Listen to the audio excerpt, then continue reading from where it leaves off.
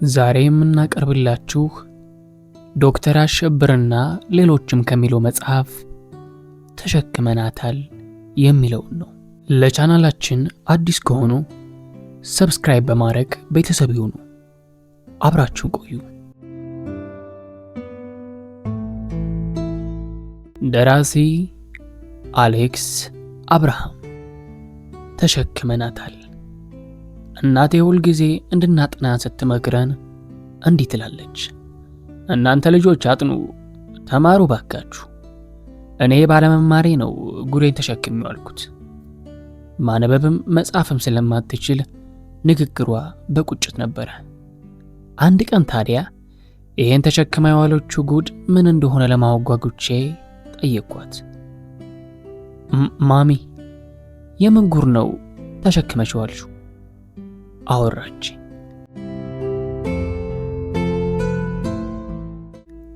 በደርግ ጊዜ መስከረም 2 ቀን ህዝቡ በግድም ሆነ በውድ የድጋፍ ሰልፍ ይወጣ ነበረ። መስከረም 2 ደርግ ንጉሱን ገልብጦ ስልጣን የያዘበት ቀን ነው። በአጭር አገላለጽ መስከረም 2 የደርግ ግንቦት ነበረ።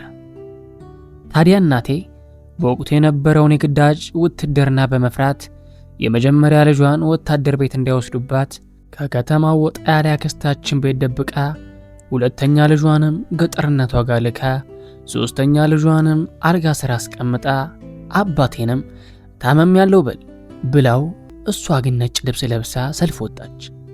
ግዴቷ ነው።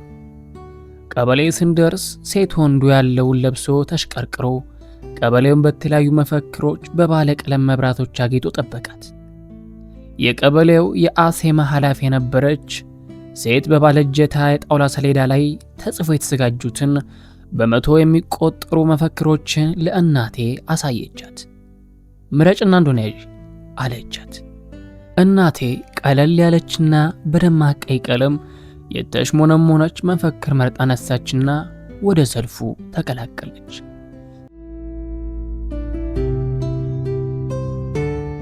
ከለበሰችው የሚያምር ያበሻ ቀሚስና ከራሷም ቁንጅና ጋር ተዳምሮ የኦሎምፒክ መክፈቻ ላይ ኢትዮጵያ የሚል ምልክት ይዛ ሰልፉን የምትመራ ቆንጆ የአበሻ ሴት ትመስል ነበረ። በዕለቱ መስቀል አደባባይ እናቴን በርካታ ሰዎች በግርምትና በአድናቆት ሲመለከቷት ዋሉ። ታዲያ በዛ ሰሞን ማታ በቴሌቪዥን ደጋግመው እናቴን ከነመፈክሯ ያሳዩት ጀመረ። ምን ይሄ ብቻ! ዓመቱን ሙሉ ፎክረው እናቴን ማሳየት፣ ኢህአፓን ብለው እናቴን ማሳየት፣ መኢሶን ብለው እናቴን ማሳየት፣ ቀይ ሽብርን ብለው እናቴን፣ ጓድ ሊቀመንበር ተናግረውም ሲያበቁም እናቴን ማሳየት፣ ጭራሽ ብሔራዊ ውትድርና ተብሎ ምድረ ወጣ ሲጓፈፍ የብሔራዊ ውትድርናና የአገር አቀፍ አርማ የእናቴ ፎቶግራፍ ሆኖ በየቦታው ተለጠፈ። በነጭ ልብስ ተውባ መፈክር ይዛ የቆመች እናቴ የብሔራዊ ውትድርና አገር አቀፍ አርማ ሆነች። አንድ ጋዜጠኛ ላይ የእናቴ ፎቶግራፍ ስር እንዲህ የሚል ጽሑፍ ሰፍሮ ነበር፣ አብዮታዊ ሶሻሊስት ኢትዮጵያ ነጭ ቀሚስ ለብሳ። እናቴ ታዲያ መጀመሪያ አካባቢ በቴሌቪዥን በታየች ቁጥር በቁንጅናዋ የተመረጠች መስሏት አባቴ ላይ በኩራት ትነሰነስበት ነበረ። ጓዳ ለጓዳ ሰውል ቀላል ሰው አድርገኛል፣ እግሬ ወጣ ካለ አገር ነው የሚሰግድልኝ ትለዋለች ኮራ ብላ። አባቴ አፉን ሸርመም አድርጎ እዩኝ ማለት ደብቁ ይደብቁኝ ያመጣል ይላታል።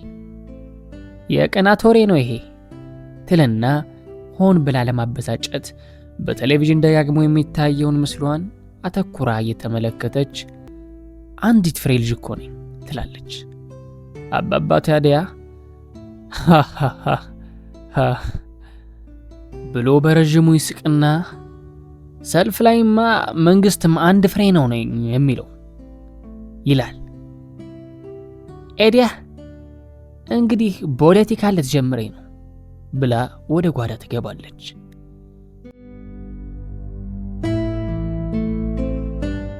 ይሁንና እናቴ የቆየች በቴሌቪዥን መታየቱና ስለ እርሷ መወራቱም ሲደጋገም ፈራች። በተለይም ጓድ መንግስቱ ኃይለማርያም መስቀል አደባባይ በትልቁ የተሰቀለውን የናቴን ፎቶ ለተሰበሰበው ህዝብ እያሳዩ በደም ፍላት እንደዚህ አይነት ጀግና እናቶች ያሉባትን ሀገር በማንም ወመኔ ከሃዲ ስትወረር እንዴት ወንዶች አልጋ ስር ይደበቃሉ? እነዚህም በቋቃዋ ወንዳገረዶች ቂጣቸውን በሳንጃ እያሉ ንግግር ካደረጉ በኋላ እናቴ ስጋቷ ከፍ አለ። ስጋቷን ለማስታገስ አረ ይሄ መፈክር ምንድነው የሚለው ብላ የተማረ ሰው ጠየቀች። መስከረም 2 ሰልፍ ላይ ይዛ ስለወጣችው መፈክር ተሸክማው ስለነበረው ጽሑፍ ሚያዝያ ላይ ምንድነው ብላ ጠየቀች። ሲነበብላት አመዷ ቡል አለ። ብርክ ያዛት። መፈክሩ እንዲህ ነበር የሚለው የአብዮት ጠላቶችን ለማደብየት እኛ እናቶች ልጆቻችንን ካስፈለገን ባሎቻችንን በደስታ እናዘምታለን።